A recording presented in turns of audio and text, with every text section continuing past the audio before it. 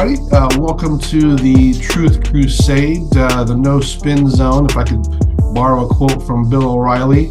I'm Ray, your host John is here as well. We are kind of brothers in arms, but we seek the truth. Thus, our podcast, video cast, whatever you want to call it, is called the Truth Crusade. So, John, welcome. How you doing, my friend? Wonderful, friend. How are you? I am living the high life, as I mentioned earlier. Just hope my 49ers break through next week. We'll see. We'll see. Oh, the Packers looked kind of like. Well, I'm recovering from Christmas, so I gotta have something to look forward to. So, without further ado, you and I have been doing sort of this more of an audio cast on Podbean called the Truth Crusade. We did a few episodes on Israel and kind of the racism element, which never seems to go away these days. But we kind of rethought this, right? So we thought that what we would do is kind of look at it from a more ad lib standpoint. So a couple of quotes or topics from the week. Sometimes you'll share it with me and I'll react to it. Sometimes I'll share with you and you'll react to it. We'll both have something to say. So I got two surprises for you, but these are hot topics, John. So I think that you're going to enjoy this, but hold nothing back. Okay. So here's just so everybody knows. Yeah. I have no idea what the hell he's about to play. So this is like me talking to John, say, hey, what do you think, without blindsiding him completely. So again, these are topics that all of us are probably have heard. We'll probably have an opinion on this. So without further ado, let me roll right into it, John. And let's do it. Play the first video here. So take a listen. That is happening in New York City here, where a school had to be shut down, not because there was a snowstorm, not because of maybe of a natural disaster, but because they needed room for migrants there in the city. We've been talking more and more about the issue there with the crisis that continues in New York City. And now joining me here live on Live Now from Fox in New York is Fox News' Nate Boyd with the latest here on this big talker. Parents are really upset with what's happening with their children, and specifically coming off the COVID learning experience. And we've seen the negative effects with the test scores, and a lot of parents are concerned that their children are being left behind. But I'll start with the newest information, and that is that students will be back in person in school at James Madison High School in Brooklyn tomorrow, but that's not the case today. They're learning remotely, although a lot of parents say that they believe their kids are just on TikTok. A lot of parents have said that teachers aren't even showing up for these online classes. So they say that remote learning is just a euphemism for no learning at all. And you mentioned this is all happening because the city is out of space to put illegal migrants who crossed our southern border. Take a look at this video. Nearly 2,000 of All right, so John, I'm going to stop that since you can't see the video, but just give you an idea. Basically, it shows these migrants coming in on school buses, not even city buses, literally school buses into the school. And what I've read is this school normally has metal detectors at the front for their students. Well, there are none in this video at all. They're literally walking right in. And this is a few days old. But what I've understood is that they were housed in the cafeteria and other makeshift rooms. So, what's your opinion on this one? Well, I heard about this a couple of days ago. I read a little bit, watched a little bit, and it drove me crazy.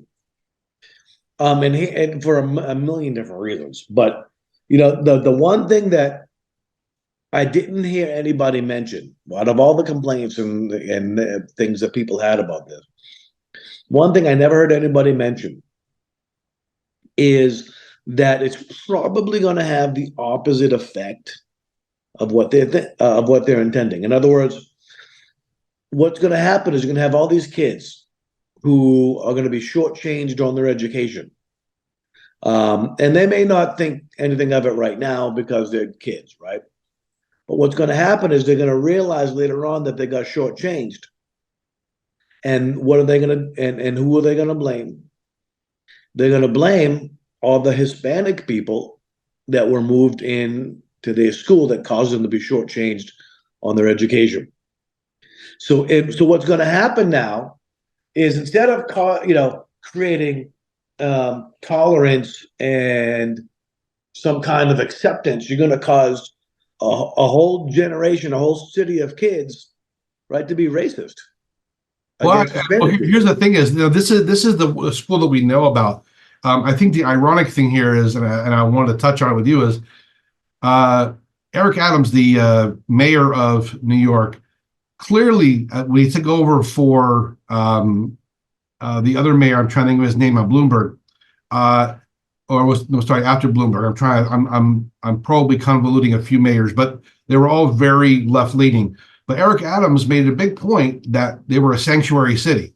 So, as you know, Governor Abbott, Governor DeSantis have sent migrants there because they clearly were inviting migrants to come there as a sanctuary city. Yeah. Problem is the funny thing is you have hundreds of thousands on the southern border of Texas and going into Florida and the southern states and Arizona on a constant basis. Nobody seemed to care about that, right? With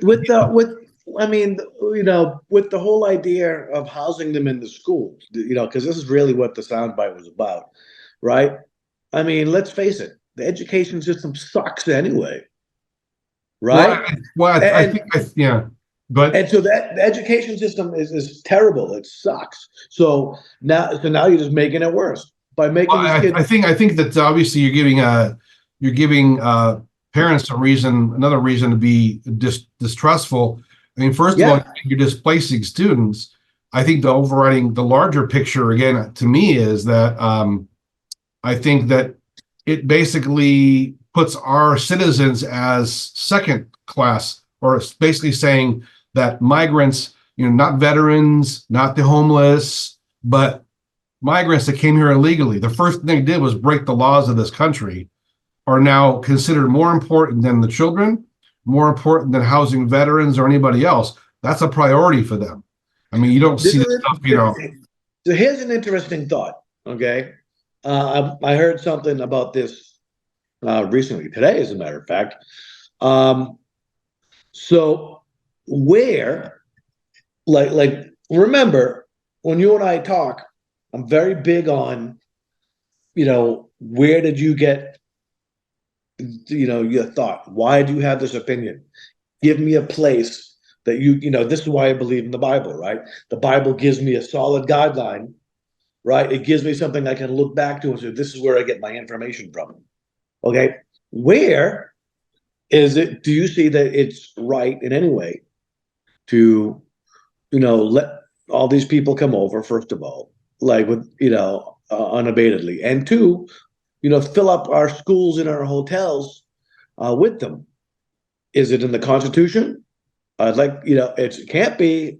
Well, that lots of left-leaning media have said, "Oh, well, Christians this and Christians that, give us your sick and your poor, blah, blah, blah." They use that as a basis for humanitarian, But also find it in the Bible, right? Of course the Bible talks about love and it talks about helping people, of course. But this isn't just love and helping people. This is flooding, millions of people who we don't know anything about. Yeah, and the thing is, these aren't just from Mexico, John. They're migrants that are coming in there that are coming in through different means, whether it's coming over on boats and ships across from other South America or Central American countries, or even from the continent of Africa. They're finding their way onto the continent. Oh, I know. They come from China too. Yeah, and none of them are vetted. It's interesting how we have. I thought it was ironic. This is where I thought you'd pick up on it. Was okay. You have a gun, the security for guns for our own students, our own kids who we vetted, and parents supposed to be taking care of them and all that stuff, right? But we're letting in people unvetted into these schools to stay there for however many days, or hotels or other things, and we have not vetted them. We don't know what their records are. There obviously are some very good people, But to say that we know that all these people don't have some bad intentions, of course there are bad apples in there. And it's interesting why are people coming from other continents up through Mexico? There's got to be an agenda here. Well, I mean, there's a lot of things to think about concerning that. I mean, first of all, how many people did it take to cause the biggest like terrorist attack on U.S. soil? 4, 5, Yeah, right? 9/11. Yeah. Right. 9/11 was committed by a handful of people, right?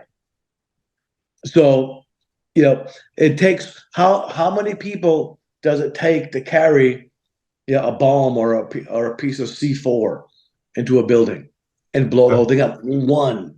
Mm-hmm. And so the point isn't that everybody's bad. No. The point is that that there's got to be some kind of control mechanism, because you're doing bad with the intention of doing good. But here's the other thing. Okay, here's the other thing. Going back to my original point, is you can't show me anywhere like where this is like okay, right? In other words, you can't get it from the Constitution. You're not getting it from the Bible. You're not getting it. So then what this becomes is an opinion, not based on any kind of fact or information. So therefore, the arguments in favor of this are basically, I'm better than you, right? I care more about people than you do. So therefore, right, if you don't fall in line with how I think, then you're a terrible person. That's basically what it comes down to, right? Whereas we have rules and laws for a reason, right? I can look at the Bible and give you like a million different reasons, for the things that I believe. And this isn't one of them. This doesn't mean that we treat them like crap. No, of course we love people. We treat them with love and compassion, and we try to help them out the best we can. But it's got to be, it's got to be controlled. It's got to be. I really wanted your opinion though on one thing specifically with regard to this is when it comes to them with obviously migrants. There's plenty of documented cases. They obviously reinstituted basically a catch and release policy where tons of illegals come in the U.S. Now we don't even know if these particular, and this is not the first case, by the way, of this happening. We don't know if what country these individuals are even from. They were bussed here, and we're not even sure the origin of where it's from, whether it's from Texas or there's been record of them flying in migrants on airplanes, chartering airplanes to fly them into New York City secretly and Chicago and other areas to house them. And then once they're here, and screw the people, right? All that money There was not spent on the kids. There was a congresswoman about 2 or 3 days ago. I saw this online. Right, she was doing an interview. I believe she was from New York. Right, I'm almost positive it was New York. It was a congresswoman, and she was talking about the crisis and the people staying in the schools, and she let it slip out that this was important for her because now there are more people in her city that are going to vote for her. You're not referring to Alexandria Ocasio-Cortez, right? No, Okay. it was an older lady. Okay. It was an older lady. Well, I can't remember her name. What? You're not far off because they're constantly redrawing these lines for congressional districts. So I find it very interesting. But the biggest thing is once these individuals are here, they're using resources, and again, this is just a few thousand right here. Texas and Arizona and all these states, they're dealing with record numbers. I think it was 750,000 at the Texas border in 2023. They've let about 2/3 of those into the country. So you're talking about a massive amount of population coming in. You have people on the southern Texas border. Eagle Pass, for example, is a area where they're crossing over. The Texas Border Patrol, the Texas National Guard has now come in to shut that down. Governor Abbott is saying no. I got a whole lot to say about that. Yes, we'll jump into that one later, because here's the thing. I got an even better one for you here. We'll jump into that one next time, or you can come up with one for me. But I think you're gonna like this one even better than this one, John. All right. What do we got? All right, so here we go. You ready to go? Let's go. I know you love this particular media personality as well, so you're gonna love this. Oh God. Data point, and Steve talks about it a lot. He's going to probably talk about it a little more tonight. Is that these are white Christians? That this is a state that is overrepresented by white Christians that are going to participate in these caucuses, especially tonight. Earlier today, reached out to Robbie Jones, from the Public Religion Research Institute, knowing that we were going to talk about Iowa. And this is a hyper evangelical white state. And he said the following to me: Iowa is about 61% white Christian. The country as a whole is approximately 41% white Christian. And in Iowa, we're talking about evangelical white Christians. And he said the following, because I asked him, what do they get out of supporting Donald Trump? Because he keeps losing, he keeps delivering losses and losses. And he said the following: they see themselves as the rightful inheritors of this country, and Trump has promised to give it back to them. All the things that we think about electability, about, what are people gaming out, or none of that matters when you believe that God has given you this country, that it is yours, and that everyone who is not a white conservative Christian is a fraudulent American, is a less. A few moments later, CNN projects that Donald Trump will win the Iowa caucuses. CNN can make this projection based on his overwhelming lead in our entrance poll of Iowa caucus goers and some initial votes that are coming in. The former president pulling off a huge early victory in his bid to return to the White House. Trump. All right, John. So I think you know who that is. Well, this is what I have to say about this. You know who that is, right? The speaker, Joy Reid.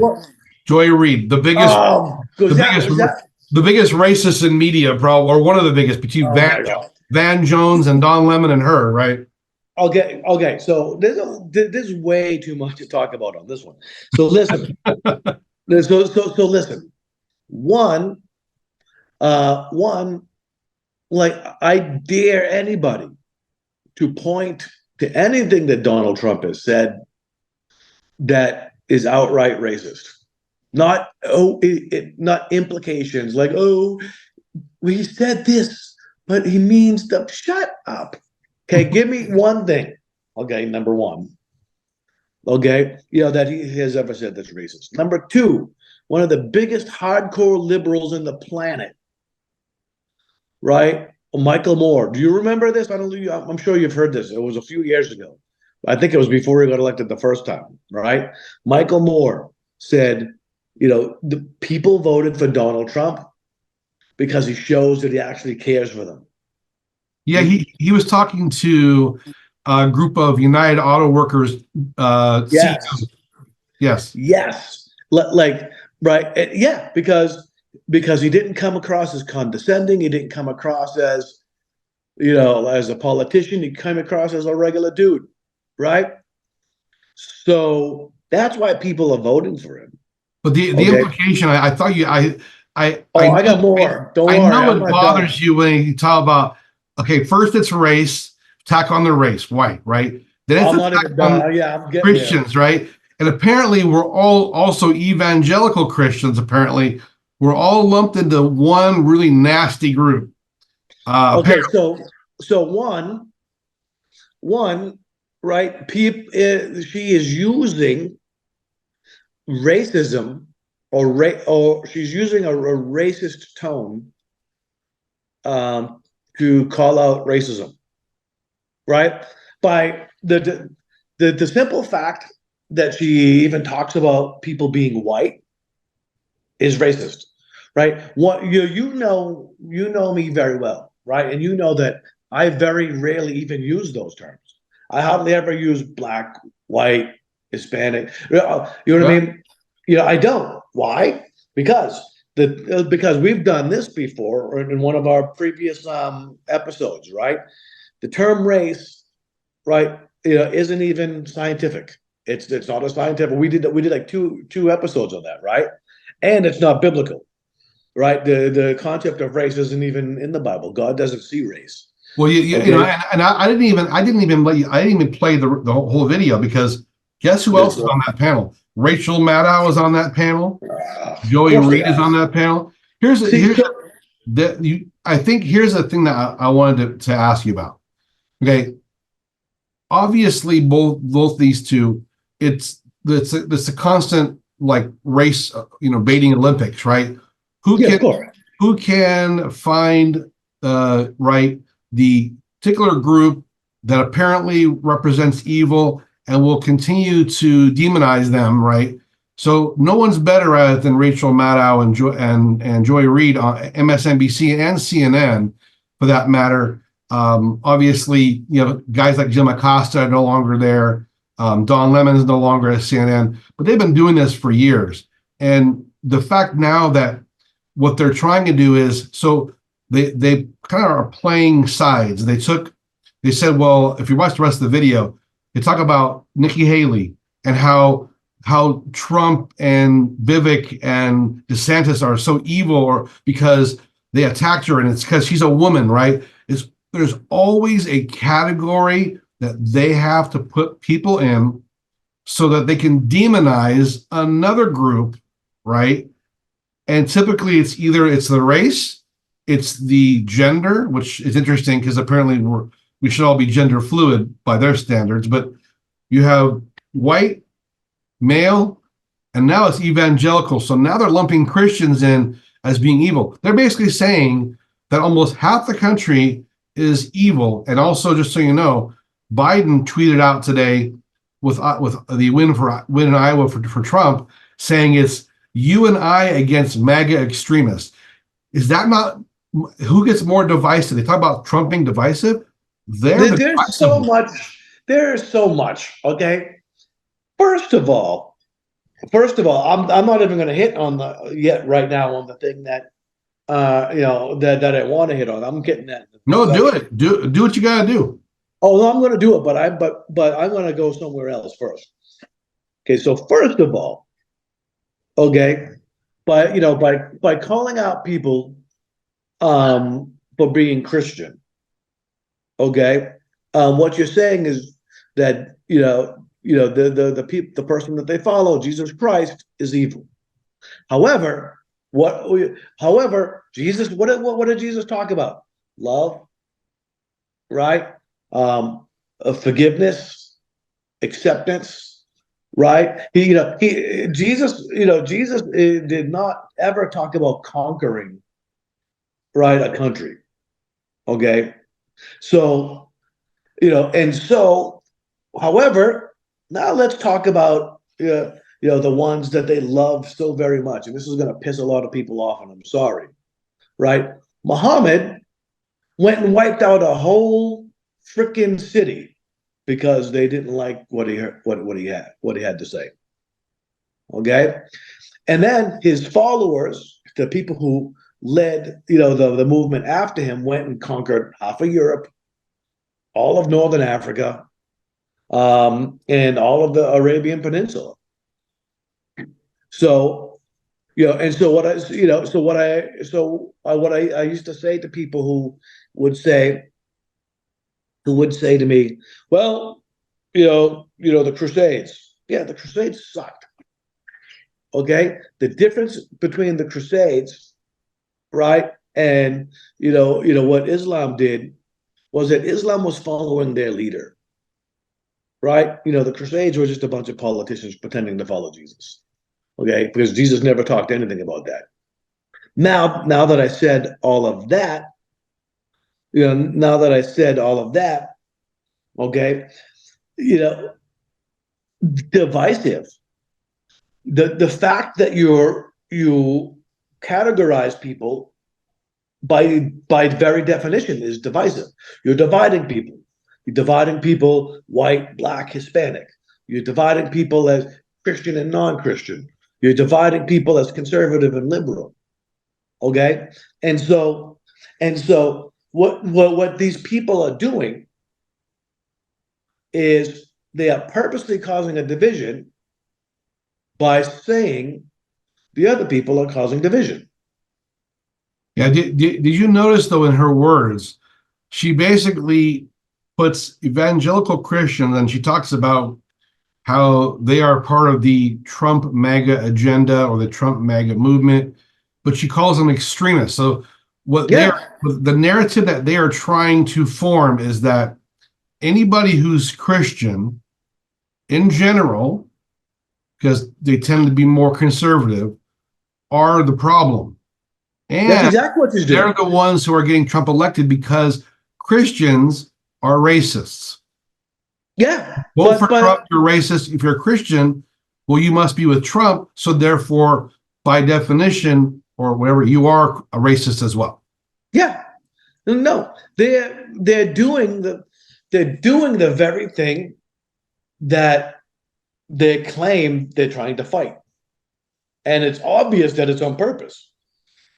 I mean, I don't see how anybody could look at what's going on in the world right now and say, well, this is not on purpose. Well, this is not, I mean, I know you're much more theologically sound than I am, but I would think that there's prophecy in the fact that persecution of Christians, right, it's on the rise. And now you have, media, which is controlled mainly by the liberal side of things, a more leftist viewpoint. Now you have them convoluting and amalgamating basically Trump and the MAGA. Anybody who's a conservative who just wants people to be able to get along, people to be patriotic, to live in the country, to work hard, right? If you're any of those things, and you're either against them, right, in this way, or if you agree with them, you're for them, and you're a good person. So they're basically equating anybody who disagrees with them as an extremist, as an outlier, right, and racist and evil, which is pretty much you and I sitting here. By that definition, we're automatically, as soon as we get up in the morning, no matter who we are, what our backgrounds are, you and I are racist, evil, Christian individuals. Well, wait. Matthew 24, this is the chapter that we all went through down at the park that one year for the whole year. There's a couple of specific passages, right? One is around verses 9 to 12, I believe, without having my Bible in front of me, where it talks about how people's hearts are going to grow cold because of iniquity, right? In other words, people are just going to get pissed off with everything going on in the world, and they're going to say, you know what, screw it, I'm done, right? I'm done. I'm done caring. I'm done with people. Okay, that's what these people are doing. Yeah, they're creating people who are going to be cold, hard-hearted, and they just don't care anymore. And then right? The thing is, I see my kids growing up in the environment. If it's the situation now with people like you and I who are trying to fight against that, imagine as they continue to indoctrinate, both in media and of course in our schools and colleges, what our kids and our kids' kids are going to be dealing with. Right. Oh, it's going to be terrible. Think about there's going to be a mass, possibly a mass exodus of Christians trying to leave persecution in the United States. Well, we're almost there. Well, we're getting there. I mean, another thing that happens in Matthew 24 is there's a big persecution of the Jews. Okay, and you can clearly see that. Yeah. And not to get off topic. Well, I guess this is about supposed white nationalism, Christian evangelicals, how evil everybody is. This is all about all that. Right. So, but I mean, not to get off topic, but first of all, most Christians just by nature support Israel. Okay. And so therefore, it wouldn't surprise me if very soon they start making that connection, right? You're a Christian, you support Israel, you're supporting genocide, right? But here's what I have to say about that whole thing, right? And I don't know if I've mentioned it on air or not. Well, you got about 3 minutes, so you got plenty of time. Do your thing. All right. So you got four kids now, counting your little girl, right? So you got four kids. Okay. So let's say your next door neighbor goes and kidnaps all four of your kids. Right? You go over there, you beat his ass, and he gives you two back. Are you going to be okay with that? No. So there are still over 100 hostages. People forget that there are still 100 something hostages that the Palestinians are holding. Who knows how many of them are still alive? And every day they wait, they're in jeopardy. But so to say, oh, genocide, no. All the Palestinians need to do is hand over the hostages. Because I can tell you right now, right? If I had four kids and the kidnapper only gave me back two, I'm gonna beat his ass until the rest of them come back. What do you think, John? Let me ask you a question, because I know we're getting out of time here. What do you think about the statement about white evangelicals basically? Well, the way she's framing it is, I'm not going to replay it for you, but really, to paraphrase, she's basically saying that they are getting this evil orange man reelected, or they're pushing him through Iowa. The only reason he's winning in Iowa is because there's a bunch of racist white Christian evangelicals. She clearly said that. So I want your opinion. You have about a minute and a half here. Your opinion on what you think about the persecution of Americans right now, and the phrase that the media is using, and how destructive that could be for Christians in America. Well, first of all, not all Christians are white. Okay. Second of all, Jesus wasn't white. And to quote Billy Graham, Christianity came from a part of the world that touches, Asia, Middle East, and Europe, right? And he said, he made a good point. He said Christianity is not a white man's religion, right? It's an every man's religion. It's and so one, she's equating all evangelical Christians must be like white, which is false and racist. Two, by making it a negative, what she's doing is she's creating people who are going to be hostile towards Christians and white people in general. Yeah, I think the media has created the narrative, and now you have Christians being retaliated against for doing nothing but practicing their religion and not harming anybody else. Yeah. So, what you're getting is a group of young people who are growing up thinking all white people suck and that Christianity is a terrible thing. And everybody's racist to either fits one of their categories, right? Yeah. They call everybody extreme. Anybody who doesn't agree with them is an extremist. And apparently, like you said, apparently all Christians are white, which we know not to be true. And unfortunately for the Democratic Party, they're not realizing that Black America and Asian America and Latino America are becoming conservatives and becoming more family oriented and patriotic by the day because of their words. That's what I love. So to wrap it up, John, I know we got about a minute here. To wrap it up, I just really wanted to say thank you. I think that this is great because you and I had a very detailed, organized timeline that we created for the Israel-Palestinian conflict. It was great. Maybe it was a little too much information. So I thought, you know what? John, you have such great insight and such great perspective on things. I thought that the listeners and viewers would get a lot out of hearing more of a off-the-cuff perspective on current topics and things in the media. So I really appreciate it, John. Yeah, this was fun. This was good. I like this. So this is going to be our format moving forward. Yeah, so please like us, subscribe. We are on Podbean right now. We are gonna be going live on, not live, but we're gonna be going to YouTube within a few days. Subscribe to us, comment, be civilized, but we love to hear feedback on how we can do better and topics of interest. If you have any suggestions, will be great. But we really appreciate it. The Truth Crusade is just all about that.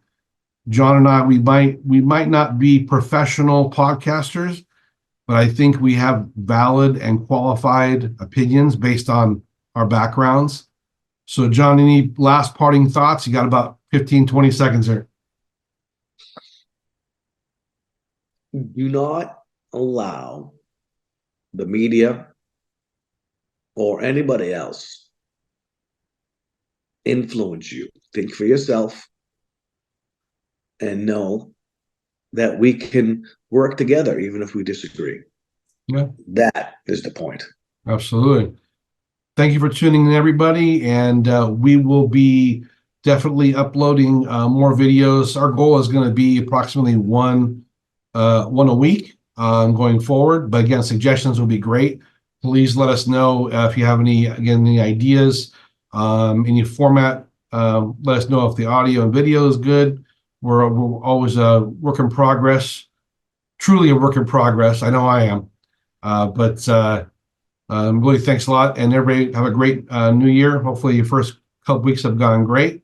And we'll be seeing you later. Thank you so much, everybody. Peace. Take care.